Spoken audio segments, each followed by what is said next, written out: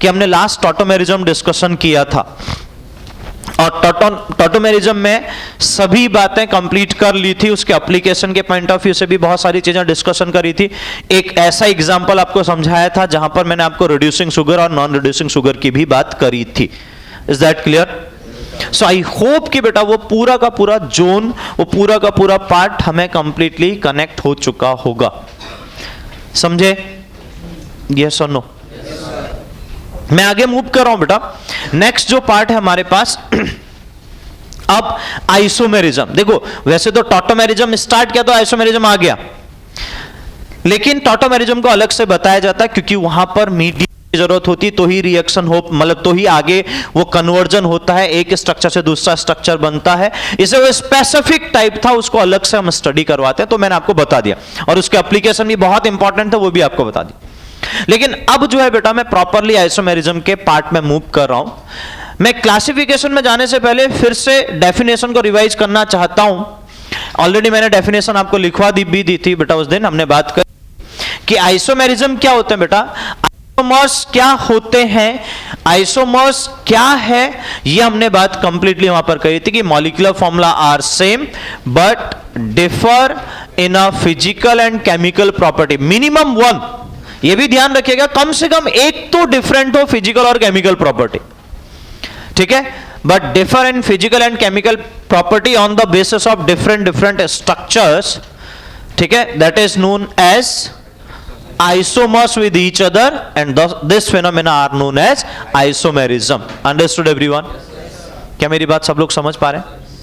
तो ये ध्यान दो बेटा कि आइसोमेरिज्म का कॉन्सेप्ट, जो आइसोमर्स की कंडीशन है बेटा, वो बहुत ही स्पेसिफिक है। फिर से ये समझ के चलना कि उसकी इंपॉर्टेंस, उसका एप्लीकेशन बहुत ब्रॉड लेवल में आपको आगे को देखने को मिलेगा, इसमें कोई डाउट नहीं है। लेकिन उसके लिए हमें बेसिक से चीजों को स्टार्ट करना है। तो सबसे पहले बेटा मैं क्लासिफिकेशन में मूव कर रहा हूं क्योंकि डेफिनेशन मैंने डिस्कशन करी थी। एक एग्जांपल थोड़ा सा आपको ले लेता हूं ताकि आप थोड़ा सा वहां से कनेक्ट कर पाओ आइसोमेरिज्म के बेसिस पे, फिर मैं क्लासिफिकेशन में मूव करूंगा, ठीक है ना। आइसोमेरिज्म में मैं क्लासिफिकेशन में जरूर मूव करूंगा, लेकिन एक एग्जाम्पल को ध्यान में देते हुए। एग्जाम्पल बेटा मेरे पास कुछ इस तरीके से है कि अगर मैं बेटा यहां पर C2H6O रखूं, यह मेरा मॉलिक्यूलर फार्मूला है।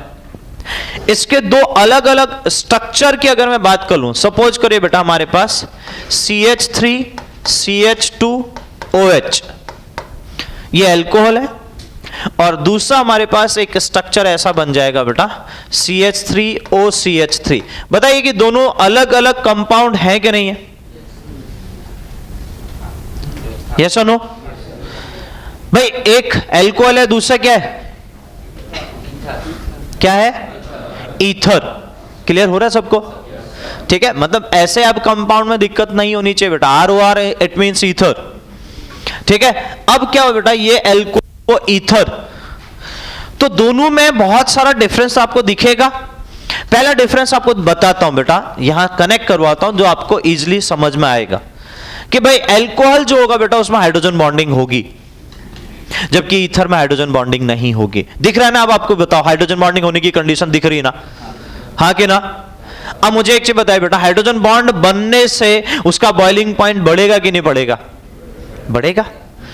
क्यों? क्योंकि हाइड्रोजन बॉन्ड सभी वॉन डर वाल फोर्स में सबसे ज्यादा होता है, उसकी स्ट्रेंथ सबसे ज्यादा होती है। समझे कि नहीं समझे? यस और नो? उस हाइड्रोजन बॉन्ड की वजह से ही तो वाटर जो H2O आप बोल रहे हो बेटा वो लिक्विड फेज में मिलता है। बात समझ में आ रही? जबकि H2S गैसियस फेज में मिलता है। ये क्वेश्चन भी सिंपली 9th-10th का क्वेश्चन है जो मैं आपसे पूछ रहा हूं कि H2O are in a liquid state at room temperature but the H2S in a gaseous state at room temperature. Why? Simple सा रीजन है, because of the hydrogen bonding. समझे कि नहीं समझे कि वाटर में हाइड्रोजन बॉन्डिंग है, जो हम H2O जिसे हम बोल रहे हैं बेटा उसमें हाइड्रोजन बॉन्डिंग होती है, इसलिए क्या होता है रूम टेम्परेचर पर लिक्विड फेज में आपको कंप्लीटली दिखता है।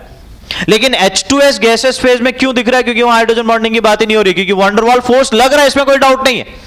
डाइपोल डाइपोल फोर्स जो है बेटा वहां पर इनिशिएट होगा, लेकिन हाइड्रोजन बॉन्ड की स्ट्रेंथ ज्यादा है, इसलिए क्या करेगा बेटा, वो उसको कंडेंस इजीली करके लिक्विड फेज में कन्वर्ट कर देता है, जबकि H2S को कन्वर्ट नहीं कर पाता। Got it everyone? तो अब बेटा आप मुझे एक चीज बताइए, H2O यानी वाटर की बात कर रहे हैं, H2O का जो हम लिक्विड फेज की बात कर रहे हैं, और दूसरा H2S जो है गैसेस है। अगर मैं आपसे पूछूं किसका बॉइलिंग पॉइंट ज्यादा होगा, क्या किसका ज्यादा होगा बता सकते हो? भाई जो लिक्विड होगा उसी का बॉइलिंग पॉइंट ज्यादा होगा ना, इसमें तो कोई डाउट नहीं है बेटा, समझे? तो वही केस यहां पर भी बेटा, हाइड्रोजन बॉन्ड हो रहा है ये तो समझ लो, यहां हाइड्रोजन बॉन्ड नहीं है ये भी समझ लो, इतना तो कनेक्ट कर पा रहे बेटा सब लोग, हाँ कि ना? हाँ कि ना? हाँ, ठीक है। तो अगर बेटा यहां हाइड्रोजन बॉन्ड बन रहा है, तो हाइड्रोजन बॉन्ड बनेगा तो उसकी स्ट्रेंथ बढ़ेगी, तो उसका बॉइलिंग पॉइंट ज्यादा होगा। Got it everyone? तो देखो एक फिजिकल प्रॉपर्टीज आ गई जो हमें यहां पर डिफरेंशिएट करते हुए बता रही है। क्या बोला मैंने? अब एक से ज्यादा भी हो सकते हैं, इसमें कोई डाउट नहीं है, बट मुझे क्या चाहिए, मिनिमम एक ऐसी फिजिकल प्रॉपर्टी हो जो डिफरेंशिएट करे। तो पहली फिजिकल प्रॉपर्टी है, due to hydrogen bonding the boiling point of the alcohol is greater than as compare to. Is that clear? if the molecular formula are same, point is if the molecular formula are same, अगर carbon number increase decrease करेंगे तो दिक्कत आएगी, वो point हमारा यहां नहीं है अभी। लेकिन मैं बात किसकी कर रहा हूं बेटा, कि अगर मॉलिक्यूलर फार्मूला सेम है, उसके एल्कोहल और ईथर बने, तो बेटा हमारे पास उस केस में due to hydrogen bonding the boiling point of alcohol is greater than as compare to ether. अब दूसरा पॉइंट यहां पर ध्यान दो, अगर दूसरा फिजिकल प्रॉपर्टी भी रिलेट करना है, एक तो मैं बता दिया हूं बॉइलिंग पॉइंट का, दूसरा आपका सॉल्युबिलिटी का। मैं एल्कोहल बॉन्डिंग होने की वजह से एल्कोहल इंटरमॉलिक्यूलर हाइड्रोजन बॉन्ड दिखाएगा, तो बेटा वो वाटर मॉलिक्यूल के साथ हाइड्रोजन बॉन्ड भी तो बना सकता है। अगर बनाएगा तो सॉल्युबिलिटी बढ़ेगी कि नहीं बढ़ेगी? यस और नो? तो इसलिए बेटा क्या हो जाएगा, वाटर सॉल्युबल बन जाएगा, जबकि ether are not a water soluble because of absence of hydrogen bond. तो दो फिजिकल प्रॉपर्टी बताती, बट मेरे को तो एक से ही पता चल जाएगा कि अलग अलग है, मतलब दोनों कंपाउंड अलग अलग हैं। Is that clear? अब मैं थोड़ा सा केमिकल प्रॉपर्टी पे आता हूं बेटा, देखिएगा बेटा अच्छे से केमिकल प्रॉपर्टी को। अगर मैं इसमें सोडियम मेटल डालता हूं और इसमें भी सोडियम मेटल डालता हूं, सोडियम मेटल डालने पर यह क्या करता है बेटा, ये CH3 CH2 O negative Na positive plus half of H2, जबकि यहां कोई रिएक्शन नहीं होती। देखो इसके ये एक स्टेटमेंट ये भी बोला जाता है, why the sodium metal are placed in a hydrocarbon और नॉन पोलर ऑर्गेनिक कंपाउंड। मतलब सोडियम मेटल को हम क्यों हाइड्रोकार्बन में रखते हैं या नॉन पोलर जो लिक्विड होते हैं या सॉल्वेंट होते हैं उनमें रखा जाता है, उनको स्टोर किया जाता है। जैसे कैरोसिन है, पेट्रोल है, उसमें आप इसको रख सकते हो, और आपने सुना भी होगा, ये 9th-10th में पढ़ा भी होगा, हाँ कि ना? आप ईथर में भी रख सकते हो, वहां पर भी ये बात आ सकती है। अब ऐसा करने से होगा क्या, ये ध्यान दो पहले। ऐसा करने से सीधा सीधा ये पता चल रहा है बेटा कि आप यहां तो उसको नहीं रख सकते हो, क्योंकि यहां वो रिएक्शन दिखा देगा। अब रिएक्शन दिखाएगा तो सोडियम मेटल तो बचेगा नहीं। अब क्यों हुआ? क्योंकि बेटा यहां से H पॉजिटिव निकला, मैं उसी पॉइंट पर आना चाह रहा हूं। पॉजिटिव निकाला तभी तो H2 बना होगा, ठीक है? H पॉजिटिव निकला, H पॉजिटिव निकलने के बाद इस पे नेगेटिव चार्ज, सही है? और अब इस ऑक्सीजन पे आने वाला जो चार्ज है वो नेगेटिव है, जबकि यहां से H पॉजिटिव निकलेगा तो CH2 पे नेगेटिव चार्ज होगा और OCH3 ऐसा बनेगा। शायद ये बनना नहीं चाहेगा बेटा, अगर मेरी बात समझ पा रहे तो। पहला केस कि आजू बाजू में नेगेटिव या लॉन पेयर है, दूसरा केस कि यहां ऑक्सीजन पे नेगेटिव चार्ज है जबकि यहां कार्बन पे नेगेटिव चार्ज है। मुझे बताओ किस पे ज्यादा स्टेबल होगा? बात खत्म हो गई बेटा अपनी। अगर ऑक्सीजन पे नेगेटिव चार्ज स्टेबल है तो कॉन्जुगेट बेस मेरा क्या हो रहा है, स्टेबल ज्यादा कहां होगा, अल्कोहल में कि ईथर में? तो जिसका कॉन्जुगेट बेस हमारे पास क्या होगा बेटा, ज्यादा स्टेबल होगा, वो ज्यादा एसिडिक होगा, OH पॉजिटिव दे सकता है और तभी ये रिएक्शन प्रोसीड कर सकता है। क्यों? क्योंकि आपने पढ़ा है कि अगर हम एक्टिव मेटल को किसी भी एसिड में डालते हैं या रिएक्टिव मेटल को किसी भी एसिड में डालते हैं तो वो H2 गैस प्रोड्यूस करता है। ये 9/10 की रिएक्शन की मैं बात कर रहा हूं और वहां पॉपअप साउंड सुनाई देता था, बोलो हाँ कि ना? तो ये 9/10 की रिएक्शन की बात हो रही है, सही है? तो उस बेसिस पे बेटा मैं कह सकता हूं कि इसने एसिडिक H रिलीज किया तो ये रिएक्शन प्रोसीड होगी, बोलो हाँ कि ना? रिएक्शन हो रही है, जबकि यहां वो रिएक्शन नहीं होते हुए दिखा, मतलब यहां वो पॉपेट साउंड नहीं हमें मिलेगा। इससे ये समझ में आ रहा है कि भाई यहां H2 तो बन नहीं रहा, अगर नहीं बन रहा है इसका मतलब ये स्टेबल नहीं है, वो वहां नहीं बताया जाता, लेकिन यहां तो समझ सकते हैं अब हम। और उसके पीछे रीजन क्या बेटा, कि नेगेटिव चार्ज यहां ऑक्सीजन में आ रहा है, वहां कार्बन पे आ रहा है, तो किस पे स्टेबल होगा? तो अब मुझे बताइए कि ये रिएक्शन प्रोसीड करेगी, ये रिएक्शन करेगी कि नहीं करेगी? नहीं करेगी बेटा, वो एनाइन बनना ही नहीं चाहेगा। अब जब नहीं बनना चाहेगा तो ये रिएक्शन हो ही नहीं सकती है। क्या मेरी बात सबको समझ में आ रही? तो अब मुझे बताओ, ये केमिकल प्रॉपर्टीज भी ये बता रही ना कि भाई कम से कम ये दोनों कंपाउंड अलग अलग हैं, हाँ कि ना? ये दोनों कंपाउंड अलग अलग हैं, ये केमिकल प्रॉपर्टीज भी कंप्लीटली बता रहे हैं। तो इससे ये कंप्लीटली हमें पता चला कि बेटा उनकी कम से कम एक फिजिकल और एक केमिकल प्रॉपर्टी अलग अलग होनी चाहिए, तो वो एक दूसरे के आइसोमर्स कहलाएंगे अगर मॉलिक्यूलर फॉर्मूला सेम है तो। Is that clear? तो इस बेसिस पे बेटा हम यहां पर आइसोमेरिज्म को स्टार्ट करते हैं। तो ये है आइसोमेरिज्म का एक्चुअल एप्लीकेशन, अगर आप एप्लीकेशन पे जाओगे जब। तो ये डिफरेंशिएशन मैंने आपको बताया जो बेसिक है, जो 9th में भी आपने देखा भी है, उनसे कनेक्ट भी हमने चीजें करी। अब बेटा मैं आइसोमेरिज्म के उस क्लासिफिकेशन में मूव कर रहा हूं। क्या ये बात सबको समझ में आई?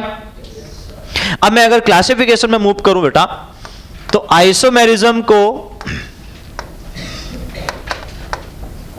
बेसिकली बेटा हमारे पास दो पार्ट में डिवाइड किया गया है, ठीक है? आइसोमेरिज्म को दो पार्ट में डिवाइड किया गया है। The first one is the structural isomerism. Structural isomerism,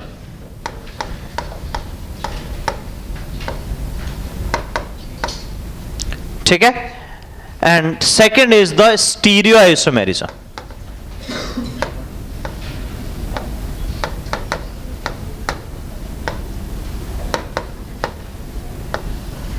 The first one is the structural, second is the stereoisomerism. Structural जो होता है बेटा हमारे पास, इसको हम क्या कहते हैं पहले थोड़ा सा डेफिनेशन को समझ लीजिए और स्टीरियो के डेफिनेशन को भी समझ लीजिए, फिर मैं इनके भी क्लासिफिकेशन में आऊंगा। स्ट्रक्चरल देखो, अब अभी तक आपने, इसलिए मैंने एक जनरल स्टेटमेंट लिखवा रखा है क्योंकि 9th में आपने इतना ही पढ़ा है, लेकिन यहां से आपको डिफरेंशिएशन होना और वो क्लियर होना मस्ट है। स्ट्रक्चरल आइसोमेरिज्म जो होते हैं बेटा हमारे पास, वो basically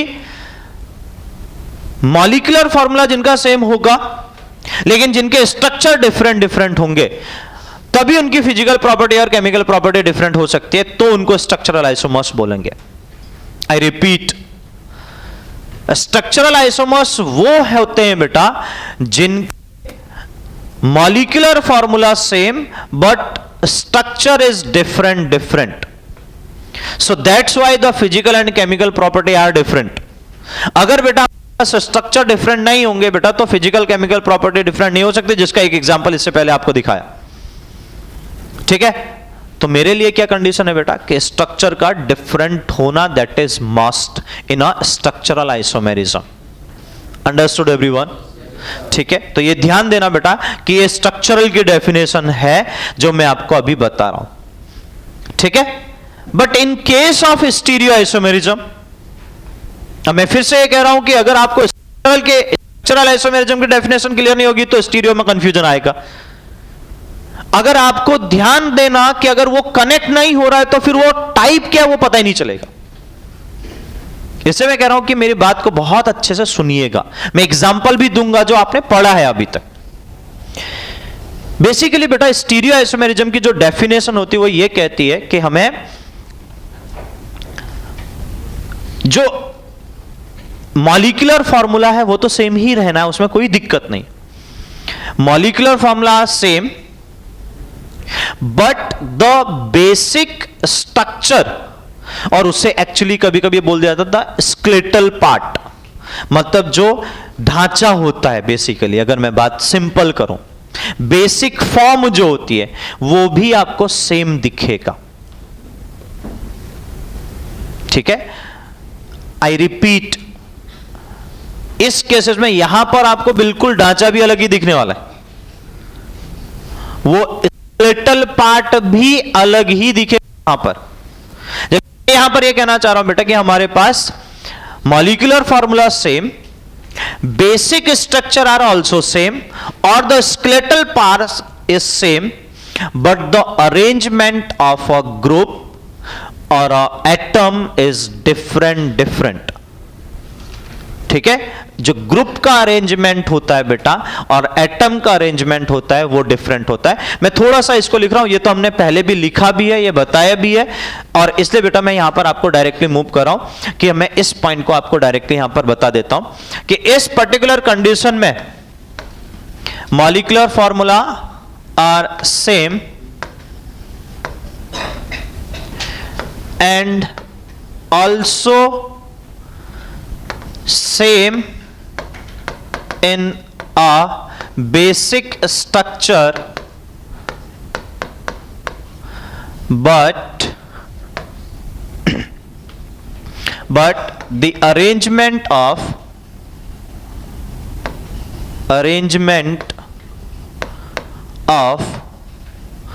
the atoms or groups are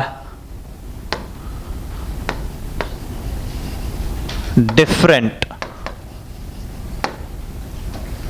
So that's why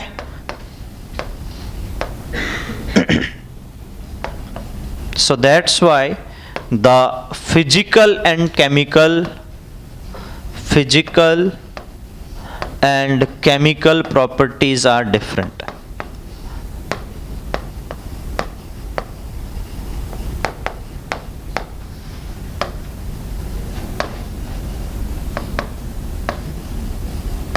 मतलब अरेंजमेंट के, देखो आप ये भी समझना, ये बहुत इंटरेस्टिंग पॉइंट है, केवल अरेंजमेंट चेंज होने से उसकी फिजिकल और प्रॉपर्टी चेंज हो जाती है।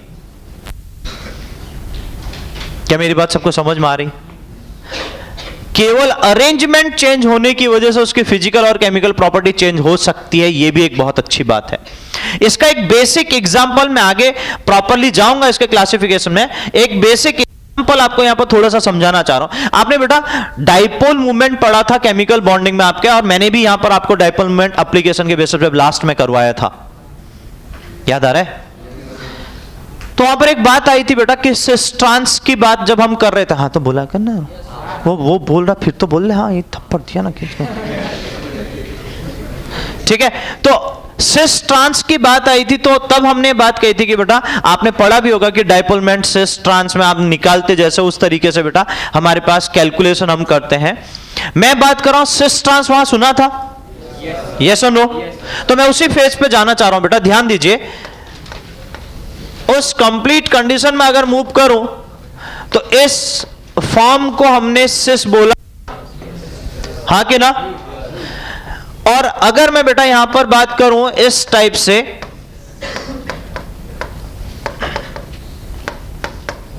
इसे हमने ट्रांस बोला था, बोलो हाँ कि ना?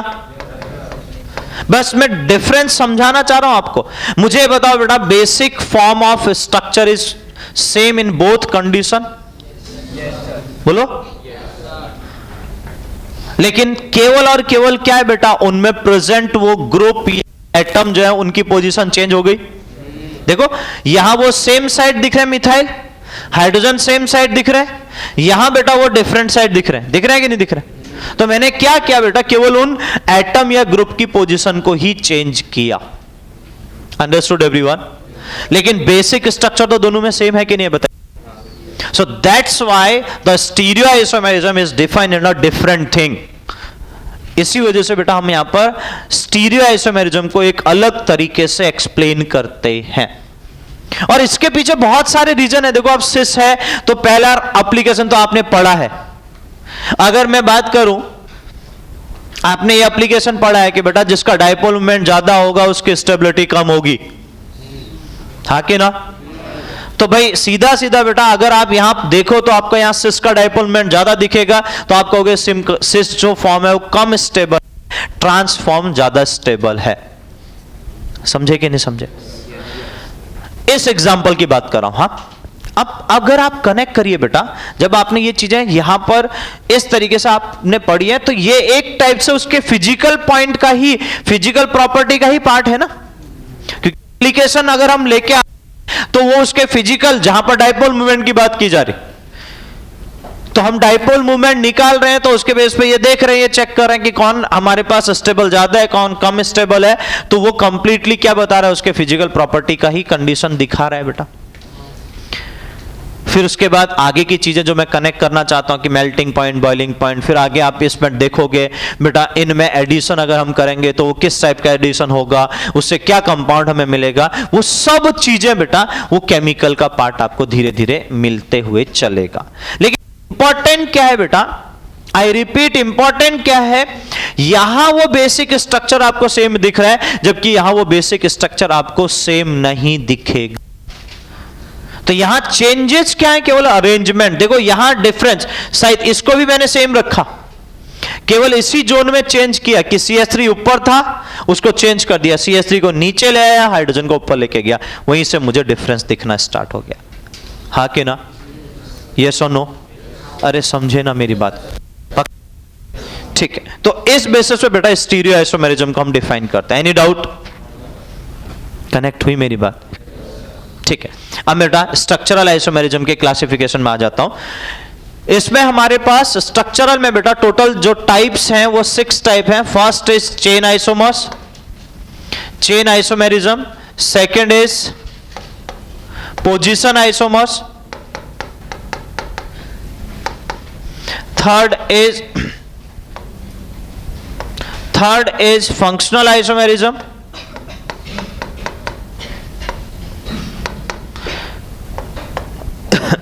Fourth is metamerism.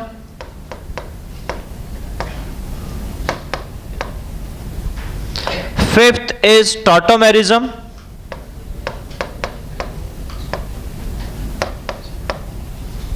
Sixth is ring chain isomerism.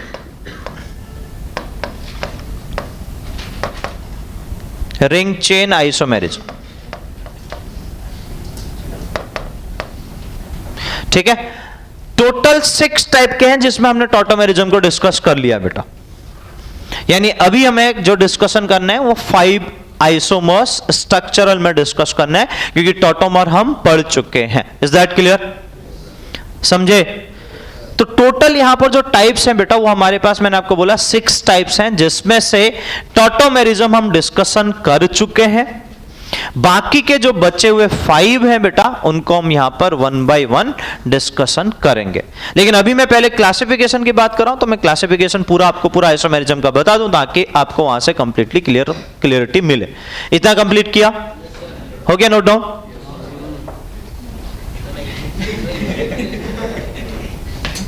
हो गया सबका?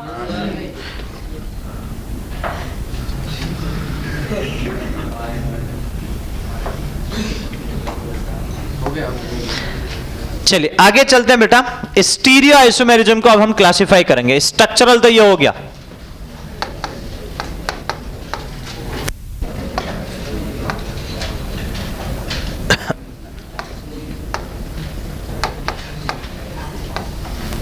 स्टीरियो आइसोमेरिज्म बेटा में अगर मैं मूव करूं, इसको भी पार्ट में डिवाइड करते हैं।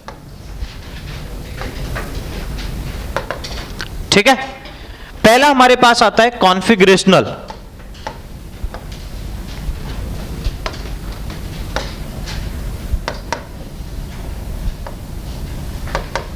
कॉन्फिगरेशनल आइसोमेरिज्म, और दूसरा हमारे पास होता है कन्फर्मेशनल आइसोमेरिज्म।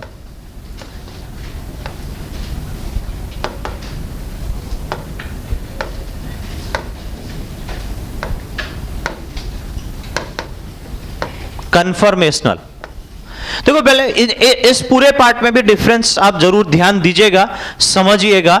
मैं थोड़ा सा आपको यहां पर बताते हुए चल रहा हूं, कॉन्फिगरेशनल क्या है, कन्फर्मेशनल क्या है। कन्फर्मेशनल जो आइसोमर्स होते हैं वो केवल और केवल सिंगल बॉन्ड में पॉसिबल है, ओनली सिंगल बॉन्ड में। यानी कार्बन कार्बन सिंगल बॉन्ड अगर मैं आपको बोलूंगा और उसमें वो 4 ग्रुप हैं कार्बन में, वो अगर आपके हैं तो उसके बेसिस पर आप डिसाइड कर सकते हो, वो सेम हो डिफरेंट हो उससे मुझे कोई मतलब नहीं, लेकिन आप उससे डिसाइड कर सकते हो। तो यानी ये इस टाइप का कि कार्बन है और ये भी कार्बन है बेटा, ये कार्बन सिंगल सिंगल बॉन्ड है और इस कार्बन पे जो उसकी बाकी वैलेंसी है वो कंप्लीट है, चाहे हाइड्रोजन हो, कोई मिथाइल ग्रुप लगाओ या कोई फंक्शनल ग्रुप लगाओ, उसके बेसिस पर हम डिसाइड करते हैं, जिसे हम कन्फर्मेशनल आइसोमेरिज्म बोलते हैं। So it is only possible in a carbon-carbon single bond due to rotation। तो ये भी जरूर लिखिएगा, due to rotation of। अब ध्यान दो बेटा, मुझे एक चीज बताइए कि सिंगल बॉन्ड होगा, रोटेशन हो पाएगा? अगर यहीं पर मैं डबल बॉन्ड बना देता हूं तो ये मैंने पहले भी बताया था कि वो रोटेशन नहीं हो सकता है, तो ये डबल बॉन्ड टूट जाएगा, समझे? तो ये केवल सिंगल बॉन्ड के लिए, जिसमें भी आप, अब ये नहीं कि बेटा डबल बॉन्ड के कंपाउंड रख दिए उठा के, तो रोटेशन वहां जो देखोगे वो सिंगल सिंगल बॉन्ड में देखोगे। हो सकता है कि वो कंपाउंड बल्कि बनाए और कहीं डबल बॉन्ड रख दे, लेकिन आपको रोटेशन कहां करना है? सिंगल बॉन्ड के अराउंड ही। आप डबल बॉन्ड के अराउंड रोटेशन नहीं कर सकते, ध्यान रखना। जो चेंजेस आपको दिखेंगे वो रोटेशन आपको दिखेगा। क्यों? क्योंकि देखो ध्यान दो, यहां कार्बन है, इसमें 3 ग्रुप लगे हैं, क्योंकि एक वैलेंसी तो इस कार्बन से सेटिस्फाई है, बाकी 3 लगे होंगे, तो इसको रोटेट कर सकता हूं ना बेटा मैं। उसकी वजह से, रोटेशन की वजह से बेटा जो चेंजेस दिखेंगे वो कन्फर्मेशनल का पार्ट है।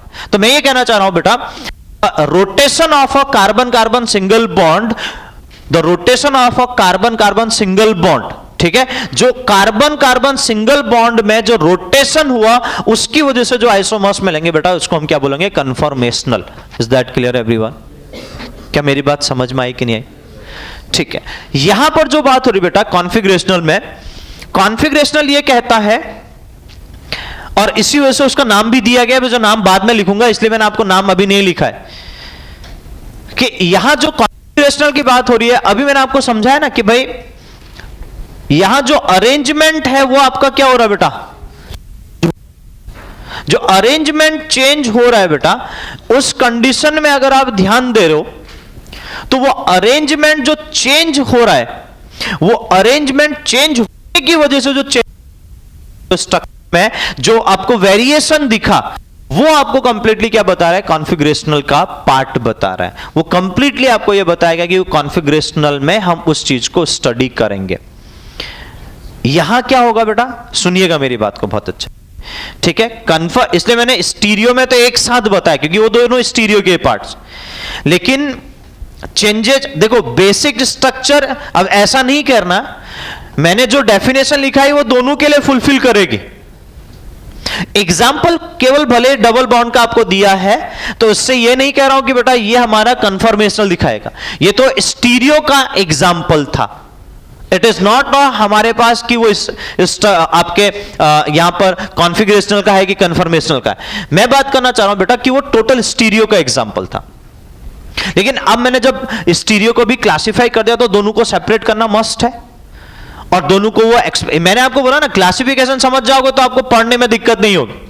ये मैं फिर से बोल दे रहा हूं, अगर आप क्लासिफिकेशन में आपको दिक्कत होगी ना कि ये पार्ट में ये था, ये पार्ट में ये था, कंफ्यूजन हो जाओगे तो आपको प्रॉब्लम जरूर करेगा। इसलिए क्लासिफिकेशन को परफेक्ट करिएगा बेटा। तो मैं ये कहना चाह रहा हूं बेटा, जो डेफिनेशन आपको लिखा है वो के लिए फुलफिल वही करेगा कि अगर आप बेसिक स्ट्रक्चर देख रहे हो या स्ट्रक्चरल पार्ट देख रहे हो, जैसे स्केलेटल पार्ट भी हम कह रहे हैं बेटा, वो चाहे इसमें देखो चाहे इसमें देखो सेम रहेगा। क्यों? क्योंकि अगर देखो कार्बन यहां पर है, यहां पर है, आप रोटेट ही करो ना, तो बेसिक पार्ट तो सेम ही रहा ना, हाँ कि ना? वो कार्बन कार्बन सिंगल बॉन्ड टूटेगा तो नहीं, उसमें कोई चेंजेस तो नहीं आ रहे, उसके कोई ग्रुप में कोई चेंजेस नहीं आएंगे, वो सब सेम रहेगा। बस यहां पर जो प्रेजेंट कंडीशन है बेटा, वो ग्रुप या एटम वो अपने क्या होते रहेंगे, पोजीशन चेंज करते रहेंगे। एक टाइप से अरेंजमेंट ही चेंज हो रहा है। और किसकी वजह से? Due to rotation. किसकी वजह से बेटा? कार्बन कार्बन सिंगल बॉन्ड के बेसिस पे। Understood everyone? लेकिन यहां पर वो जरूरी नहीं है कि रोटेशन की ही बात करेगा। यहां पर वो पोजीशन चेंज जो हो रही है, जो अरेंजमेंट चेंज हो रहा है, डिफरेंट डिफरेंट अरेंजमेंट दिख रहा है, वो रोटेशन की वजह से पोजीशन चेंज होगा ऐसा नहीं है। यहां पर देखा गया उनके ज्योमेट्रिकल शेप के बेसिस पे कि अगर आपने बॉन्ड, जैसे मैंने आपको दिखाया था, मैं उसी एग्जांपल पाना चाहता हूं, ये दिखाया था बेटा यहां, क्योंकि डबल बॉन्ड बोल चुका हूं कि कंफर्मेशन का पार्ट नहीं, तो ये बता सकता हूं एग्जांपल। यहां पर आपने क्या किया बेटा कि किसी ने बोला कि भाई मुझे इस तरीके से, क्योंकि हमारे पास शेप कैसा बनना है बेटा, अगर हमारे पास sp2 हाइब्रिडाइज होगा तो प्लेनर बनना है। प्लेनर बनना है मतलब हाइब्रिडाइजेशन, सॉरी, बॉन्ड एंगल 120 के नियर बाय होना चाहिए। तो स्ट्रक्चर ऐसा ही बनेगा कि नहीं बनेगा बताओ, चाहे ये हो चाहे ये हो। Got it everyone? अब किसी ने बोला कि भाई मुझे CH3 यहां रखना है और H यहां रखना है, CH3 यहां रखना है, H यहां रखना है। किसी ने ये बोला कि भाई मैं इसको तो सेम रखूंगा बट यहां चेंज कर दूंगा। तो जब ये दूसरा फॉर्म दिखा तो ये बताया गया कि भाई ऐसा स्ट्रक्चर भी पॉसिबल है। तो क्या चेंज किए? बेसिक स्ट्रक्चर तो सेम रहा, हाँ कि ना? चेंज क्या किए? केवल इसका अरेंजमेंट। अब मैं कहूंगा कि जो अरेंजमेंट चेंज किया वो रोटेशन की वजह से नहीं हुआ। जो अरेंजमेंट चेंज किया वो रोटेशन की वजह से नहीं हुआ। ऐसा नहीं कि भाई यहां कार्बन मैंने रोटेट किया, क्योंकि कार्बन तो रोटेट हो ही नहीं सकता है बेटा। Is that clear? अब मुझे बताओ डिफरेंस दिख रहा है आपको आप कि कॉन्फ़िगरेशनल क्या है और कन्फर्मेशनल क्या है, हाँ कि ना? तो जो पॉइंट बोला बेटा, मैं फिर से उस पॉइंट को रिपीट कर रहा हूं कि कन्फर्मेशनल में कार्बन कार्बन सिंगल बॉन्ड के अराउंड, अब ऐसा हो सकता है कि बेटा देखो अभी तो मैं कार्बन कार्बन इसलिए बोला क्योंकि ऑर्गेनिक की बात है तो ज्यादा हम कार्बन कार्बन पे ध्यान देते हैं। आगे जाके ऐसा सकता है जो एग्जांपल तो कार्बन नाइट्रोजन भी हो, कार्बन ऑक्सीजन को हम देखें, लेकिन ऑक्सीजन तो सिंगल बॉन्ड होना चाहिए, ध्यान रखना है बस। डबल बॉन्ड होगा carbon carbon, double bond oxygen होगा तो नहीं बनेगा। कार्बन डबल बॉन्ड नाइट्रोजन भी होगा तभी। डबल बॉन्ड पे तो बात ही नहीं करनी, हमें केवल सिंगल बॉन्ड के अराउंड बात करनी है। तो मैंने कहा आगे चल के ऐसा हो सकता है कि बेटा आपको वो केवल कार्बन कार्बन में यहां पर बोल रहा हूं, आगे जाके वो कार्बन नाइट्रोजन भी सिंगल बॉन्ड बना के बात कर सकता है, वहां पर भी पूछ सकता है, और साथ में आपका बेटा कार्बन ऑक्सीजन के साथ भी वो कनेक्ट कर सकता है। क्वेश्चन वहां से भी बन सकता है, इसमें कोई डाउट नहीं। लेकिन इतना तो समझ पा रहे ना बेटा मैं क्या कहना चाह रहा हूं? चाहिए क्या? Single bond. बट ऑर्गेनिक की बात हुई तो ज्यादा किसको डिस्कशन करूंगा? कार्बन कार्बन की बात करूंगा। ये बात समझ रहे हैं? यस और नो? ठीक है। और एग्जाम्पल भी हम ज्यादा कार्बन कार्बन वाले ही देखेंगे, ये ध्यान दीजिएगा। तो कंफर्मेशन क्लियर हुआ? Yes or no? I repeat, the carbon-carbon bond rotation is possible due to presence of a single bond. So that's why the carbon-carbon जो bond है बेटा, carbon-carbon bond is possible on the basis of the single bond rotation around the carbon-carbon single bond. On the basis of this rotation, the arrangement is different. That's why the conformational isomerism is possible. Understood everyone? I repeat कि बेटा जो carbon carbon single bond था उसमें जो rotation हो रहा था उसकी वजह से क्या हुआ बेटा, हमारे पास वो जो चेंजेज हमें दिखे, अरेंजमेंट डिफरेंट डिफरेंट दिखा, जिसकी वजह से हमने क्या बोल दिया कि वहां पर कंफर्मेशनल आइसोमेरिज्म होगा। तो सबसे पहले बेटा इसके डेफिनेशन भी मैं आपको यहां पर बता देता हूं, मैं मेंशन कर दे रहा हूं। Rotation about the carbon carbon single bond,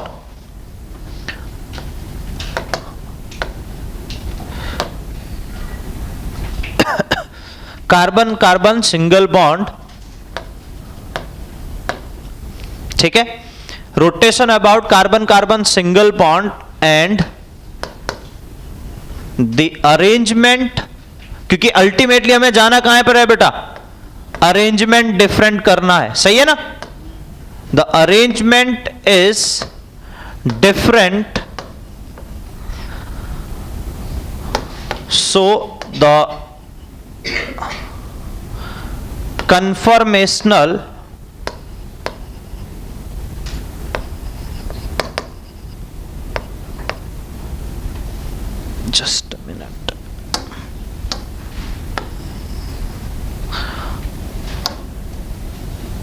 So the conformational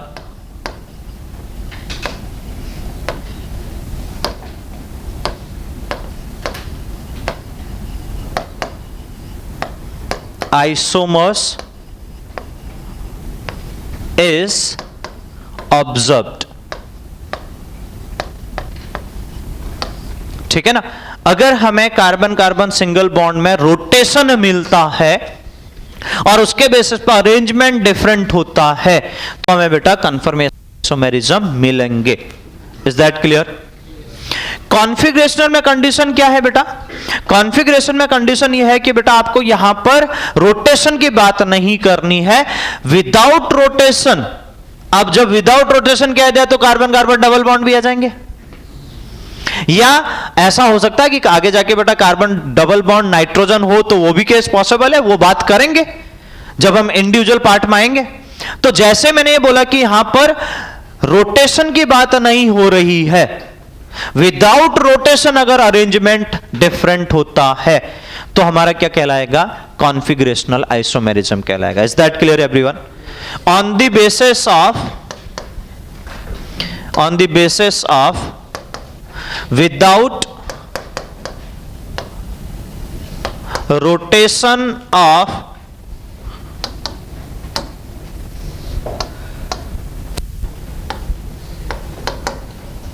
without rotation of bond, the arrangement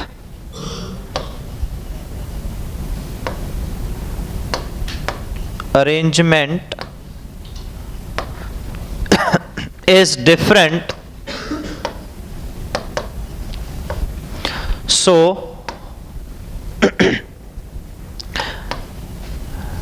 देखो यहां पर भी वही condition. So the configurational isomerism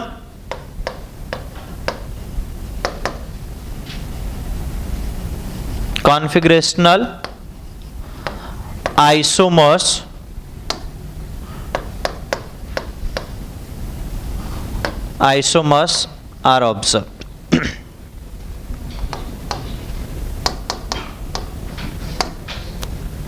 is observed.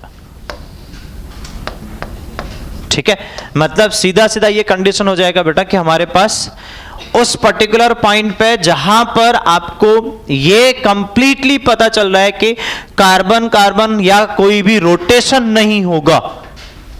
देखो कंपाउंड का रोटेशन नहीं होगा, किसी दूसरे का रोटेशन हो वो अलग बात है. यहां बात हो रही है कंपाउंड की, ध्यान रखना. फिर आगे जाके ऐसा ना हो कि सर आपने रोटेशन की तो बात नहीं करी थी. मैं बात किसकी कर रहा हूं कि जैसे यहां कार्बन कार्बन बॉन्ड है तो वही पॉइंट यहां पर लिखा है कि rotation of bond is not possible. अगर बिना रोटेशन के हम उसके अरेंजमेंट को डिफरेंट कर पा रहे हैं बेटा, सो दैट्स वाई क्या होगा बेटा, हमारे पास वहां पर वो कॉन्फ़िगरेशनल कंडीशन दिखाया जाएगा. और इसी वजह से बेटा इसको बोला जाता है आइसोलेबल. इसको बोलते हैं आइसोलेबल. इसी वजह से इसका नाम आइसोलेबल दिया जाता है, और ये नॉन आइसोलेबल.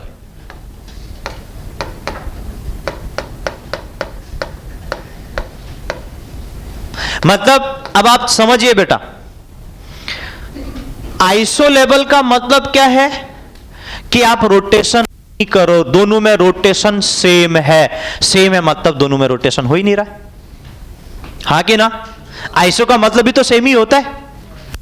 यहां बात हो रही है रोटेशन से. तो आइसोलेबल का मतलब, आइसो मतलब सेम, इतना तो समझ रहे ना बेटा.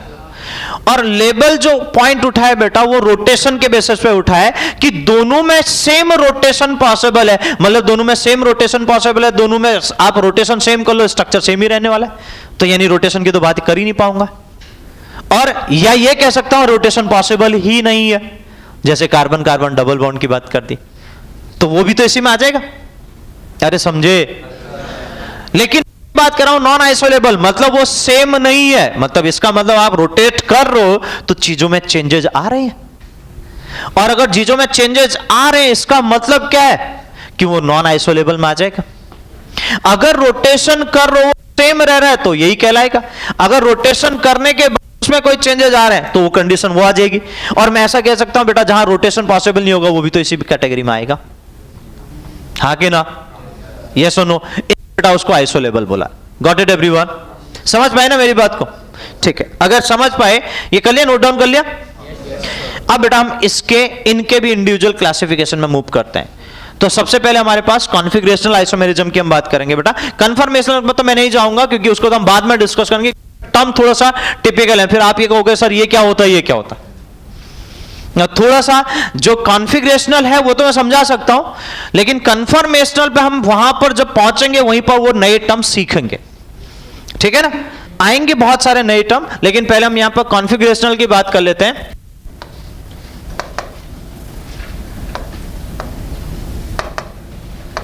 कॉन्फिगरेशनल को बेसिकली फिर से हमारे पास दो पार्ट में डिवाइड किया गया बेटा। एक है बेटा हमारे पास इनेंशियोमर,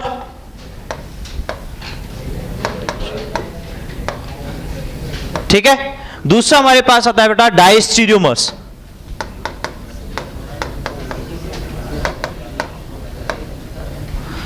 एक है हमारे पास बेटा इनेंशियोमर और दूसरा हमारे पास आता है डायस्टीरियोमर। अब ये क्या होता है, ये थोड़ा सा आपको समझा सकता हूं क्योंकि ये सिंपल है, इससे मैं वो वर्ड लिख रहा हूं, नहीं तो मैं वो भी छोड़ देता। इनेंशियोमर मतलब मिरर इमेज, ठीक है। आई रिपीट, इनेंशियोमर मतलब mirror image.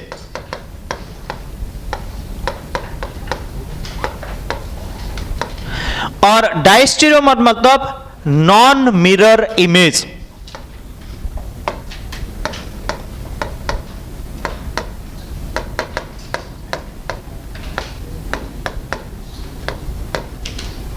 Non mirror image.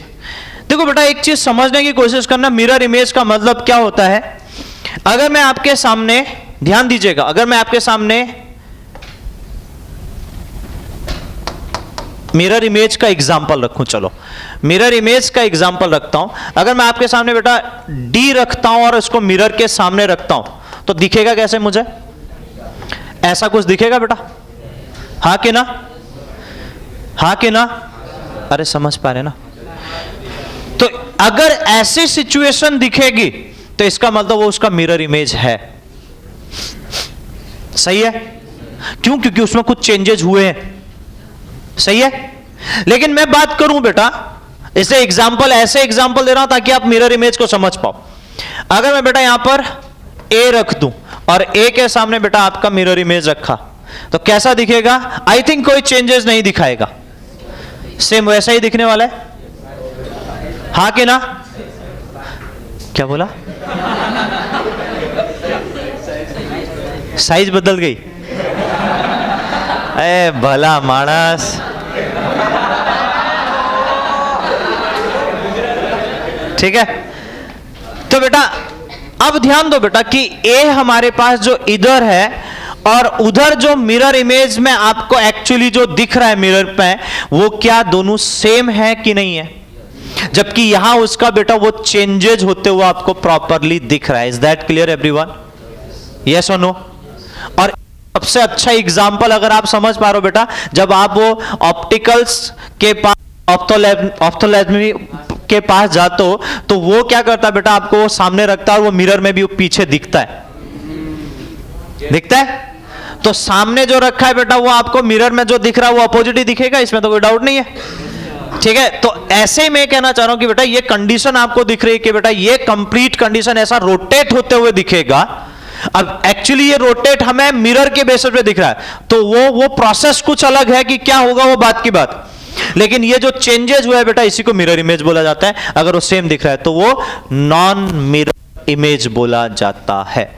It is the basic introduction. अभी मैं डेप्थ में जाऊंगा, मैं यही नहीं कह रहा हूं कि हम आगे इसको डेप्थ में डिस्कशन करेंगे, इसका बहुत डिटेल है, लेकिन जस्ट मिरर इमेज और नॉन मिरर इमेज क्या होती है मैं आपको समझाना था। वो कनेक्ट हुआ सबको? पक्का? इस बेसिस पे बेटा इसको फिर से दो पार्ट में डिवाइड किया जाता है। ठीक है, ये पहला जो पार्ट हमारे पास है, इसलिए मैंने आपको बोला कि क्लासिफिकेशन बहुत इंपॉर्टेंट है बेटा। इसका पहला जो पार्ट आता है बेटा हमारे पास इराइथ्रो, इराइथ्रो, और दूसरा हमारे पास आता है बेटा थीरो। ठीक है, एराइथ्रो एंड थीरो क्या होते हैं, ये बात की बात है। सबसे पहले क्लासिफिकेशन ध्यान रखो, उसको कनेक्ट करो। डायस्टीरियोमर्स को भी दो पार्ट में डिवाइड किया गया है। डायस्टीरियोमर्स को भी दो पार्ट में डिवाइड किया गया बेटा। एक हमारे पास आता है बेटा ज्योमेट्रिकल डायस्टीरियोमर्स, ज्योमेट्रिकल डायस्टीरियोमर्स। दूसरा हमारे पास आता है optical diastereomers. I repeat, the one is geometrical diastereomers, जिसे आगे जाके हम ज्योमेट्रिकल आइसोमेरिज्म के नाम से जानेंगे। दूसरा हमारे पास होता है बेटा ऑप्टिकल डायस्टीरियोमर्स, मतलब ये मिरर इमेज नहीं होने चाहिए, मतलब इसके अंदर कोई आइसोमर्स बनेगा वो तो मिरर इमेज नहीं दिखना चाहिए। समझ पा रहे मेरी बात को? इसके अंदर जो आइसोमर्स बनेगा उसमें मिरर इमेज नहीं दिखना चाहिए, तो ही डायस्टीरियोमर्स बोलेंगे ना बेटा। क्योंकि पहला कंडीशन सेपरेट बिल्कुल दिमाग में लेके चलना कि इनेंशियोमर मतलब मिरर इमेज, डायस्टीरियोमर मतलब नॉन मिरर इमेज। तो अगर मैं इसके अंदर क्लासिफिकेशन कर रहा हूं तो इसके अंदर मिलने वाले जितने भी क्लासिफिकेशन हुए, अगर वो आइसोमर्स बनाते हैं तो सब क्या होने चाहिए, एक दूसरे के मिरर इमेज नहीं हो। तो ये ध्यान रखना हमें जरूरी है, सही है। जबकि यहां जो मैं एराइथ्रो एंड थीरो कह रहा हूं बेटा, ये एक दूसरे के मिरर इमेज हो, यही ध्यान रखना है। समझे कि नहीं समझे? क्लियर हुई मेरी बात? तो ये ध्यान रखेगा बेटा। क्या इतना क्लियर हुआ सबको? कनेक्ट हुआ? तो बेटा हमारे पास ये पूरा क्लासिफिकेशन है। वैसे इसके अंदर और आता है, मैं अभी वहां डिटेल में नहीं जा रहा हूं। इसके अंदर भी आता है, उसके अंदर भी हमारे पास टाइप्स होते हैं। इसके अंदर 3 टाइप होते हैं, उसके अंदर भी 3 टाइप होते हैं, ठीक है। वो तीनों टाइप को हम 1 बाय 1 डिस्कशन करेंगे। जैसे ज्योमेट्रिकल में हम पढ़ते हैं सिस्टान, जो आपने पढ़ा है, उसके बाद सिन एंटी भी एक केस और बनता है, फिर ई एंड जेड केस बनता है बेटा। ऐसे ऑप्टिकल के अंदर बेटा हमारे पास डेक्स्ट्रो रोटेटरी, लीवो रोटेटरी बोला जाता है, small D small L, capital D capital L, and last बनता है हमारे पास के आर एंड एस। तो वहां भी 3 टाइप के वो केसेस आपको दिखेंगे। वो तीनों टाइप के केसेस को हम भी करेंगे, वो उसी इंडिविजुअल पार्ट में उसको क्लासिफिकेशन में लेके चलूंगा। क्या इतनी बात सबको समझ में आ रही? So I repeat, the basic classification is the very important. The first one is the isomers. क्या होते हैं पहले उसको समझना मस्ट है। फिर आइसोमर्स के बेसिस पे उसकी जो डेफिनेशन आपको बेसिक समझाई है वो कि आइसोमर्स क्या होते हैं बेसिक। फिर उसके बाद बेटा हमने यहां क्लासिफिकेशन की बात करते हैं, स्ट्रक्चरल क्या होते हैं पहले उनको, क्योंकि बेटा यही मैं आपको बार बार समझाना चाह रहा हूं कि अगर आप क्लासिफिकेशन समझ गए ना तो आपके माइंड में पिक्चर क्लियर बन चुकी है, तो अब आप चीजों को इजीली रिलेट कर पाओगे। तो क्लासिफिकेशन का समझना बहुत जरूरी। तो स्ट्रक्चरल एंड स्टीरियो को समझाया मैंने। स्ट्रक्चरल क्या होंगे बेटा, जिनके स्ट्रक्चर डिफरेंट होंगे, उन्हें हम स्ट्रक्चरल आइसोमेरिज्म की कैटेगरी में रखेंगे। स्टीरियो में क्या होना है, बेसिक स्ट्रक्चर सेम होना है, बट उनमें अरेंजमेंट क्या होगा बेटा, क्या होगा, डिफरेंट होगा। अरेंजमेंट अगर डिफरेंट है तो ऑब्वियस है कि हम क्या बोलेंगे बेटा, स्टीरियो आइसोमेरिज्म। समझाना उस भाई को, कुछ बोलना उसको यार, तेरे को ही बोल रहा हूं। हाँ थोड़ा ध्यान देना हमारी बातों में भी। हाँ क्या अपनी बातें अच्छी लग रही क्या? तो बात खुद से कर रहा और किसी से नहीं कर रहा, मैं इसमें कोई दो राय नहीं है, तो खुद से बात मत कर, ठीक है, हमारी बातों पे ध्यान दे। तो मैं बात कर रहा था बेटा कि स्ट्रक्चरल एंड स्टीरियो, तो ये दोनों को हमने अलग तरीके से क्लासिफाई किया, दोनों के डेफिनेशन की भी बात करी, वहां पर पॉइंट भी मैंने आपके सामने मेंशन किया। उसके बाद बेटा स्टीरियो को भी, स्ट्रक्चरल को 6 पार्ट में डिवाइड किया। सबसे पहले स्ट्रक्चरल के लिए बात करें, स्ट्रक्चरल आइसोमेरिज्म को कितने पार्ट में डिवाइड किया, 6 पार्ट में। कौन कौन से, नीचे देख के कोई नहीं बोलेगा बेटा, प्रैक्टिस करो, मतलब दिमाग तो पता क्या है, जोर लगाओगे दिमाग में तो चीजें कनेक्ट हो पाएंगी ना। अगर आपको सीधे सीधे बुक में देखो कि क्या है, बस ठीक है हेल्प मिल गई बेटा तो आगे बढ़ो, यही तो आप कर रहे हो बेटा, कि जहां चैलेंजिंग पॉइंट आता है वहां आप डरना स्टार्ट हो जाते। तो सबसे पहले कौन सा, chain, second number position, third functional, fourth metamerism, fifth tautomerism, sixth ring chain isomerism. Is that clear? हम भी कुछ बोल रहे हैं बेटा, ठीक है ना? तो टोटल कितने टाइप्स हुए बेटा? 6 टाइप। वो 6 टाइप हम 1 बाय 1 यहां डिस्कशन करेंगे, जिसमें हमने टॉटोमेरिज्म डिस्कस कर लिया है। Is that clear? और वो स्पेसिफिक था, इसलिए हमने उसको जीओसी में ही डिस्कशन किया। उसके बेसिस पर उसके कॉन्सेप्ट बिल्कुल अलग थे बेटा, लेकिन वो स्ट्रक्चरल का ही पार्ट होगा, क्योंकि अगर आप ध्यान दे रहे हो तो वहां स्ट्रक्चर वेरी कर रहा था, समझे? और मैंने वहां करेक्टरिस्टिक्स में आपको लिखवाया भी था ये पॉइंट। Got it everyone? ठीक है, तो टोटल 6 टाइप, जिसमें हमें टॉटोमेरिज्म हमने डिस्कशन कर लिया, ये स्ट्रक्चरल आइसोमेरिज्म के पार्ट होंगे। अच्छा, अब एक और चीज अच्छी आपको बताते चल रहा हूं। टॉटोमेरिज्म में तो ज्यादा दिक्कत आने वाली नहीं है, सीधा सीधा समझ में आता है। कीटो फॉर्म से इनॉल फॉर्म दिखता है, तो वहां देखने में इतना कॉम्प्लिकेशन होने वाला नहीं है, जो आपने फेस भी किया है, जिसके बेस पर आप समझ भी पाए हो।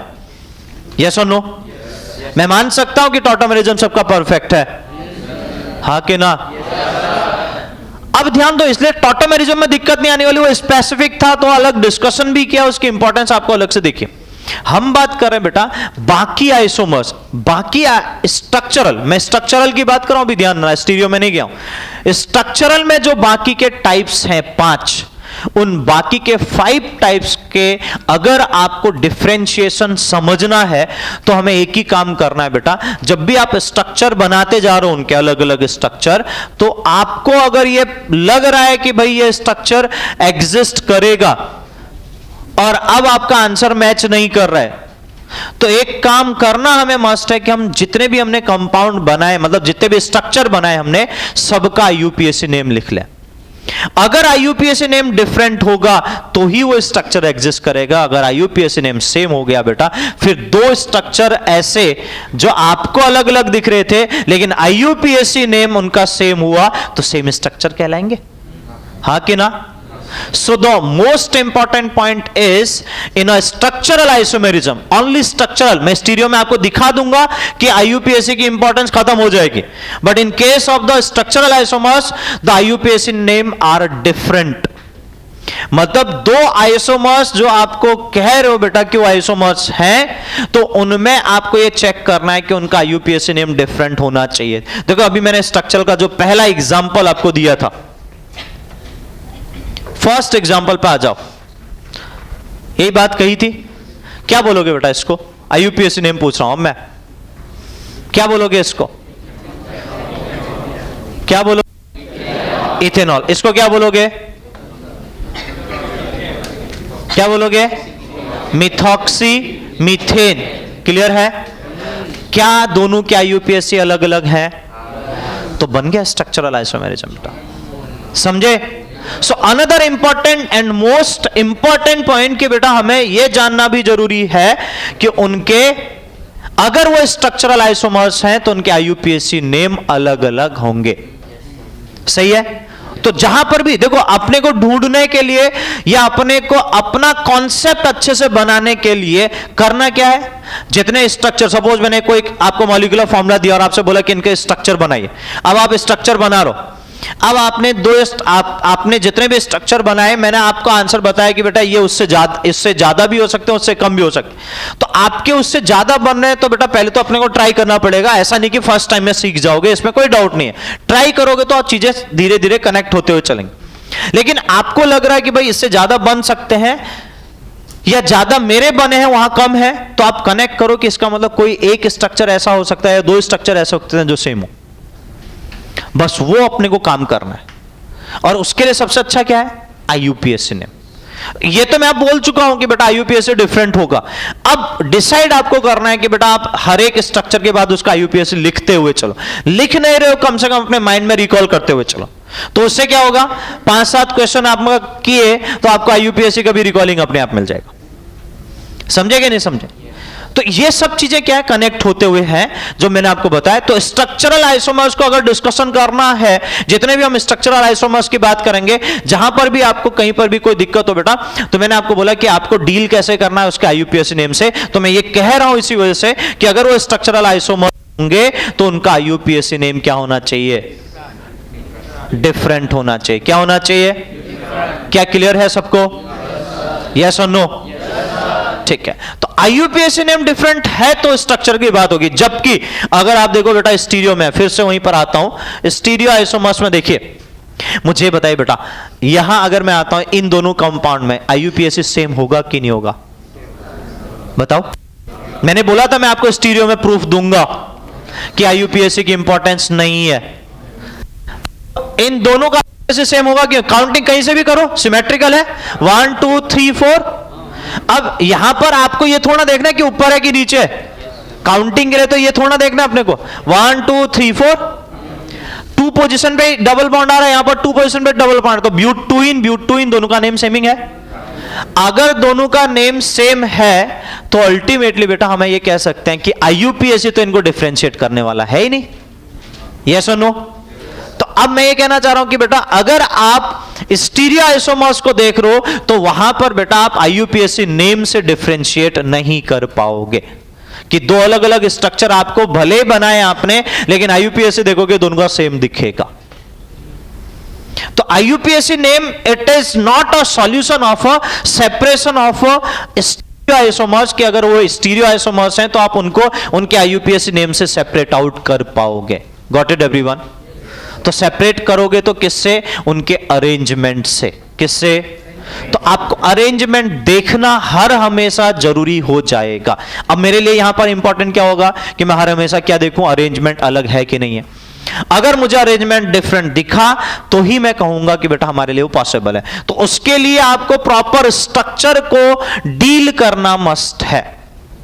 क्यों? क्योंकि उसमें बेसिक स्ट्रक्चर आपको सेम दिखेगा, बस आपको देखना है कि वहां एटम अलग अलग है कि नहीं है दोनों साइड में, या सेम है कि नहीं है, वही चीज चेंज करते हुए चलना है। Got it everyone? तो यहां आईयूपीएसी से आप डिफरेंशिएट नहीं कर पाओगे। Got it? समझे? ठीक है, जबकि स्ट्रक्चर में ये कहानी है।